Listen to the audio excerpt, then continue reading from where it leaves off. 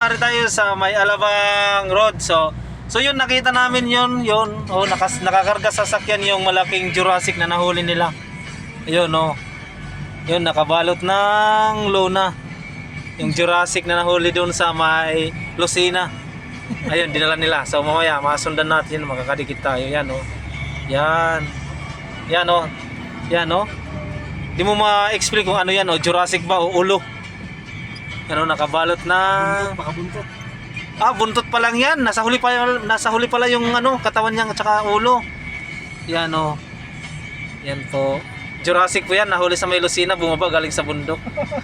Yan oh, Jurassic yan. Yan, Jurassic yan. Kanina nga umingay yan, ganun kaninang ingay niya. Oh! Yan oh, yan po Jurassic yan oh. Jurassic inanuhan lang ng yan oh, Jurassic yan oh, naka ano lang yung buntot niya nasa baba yan oh.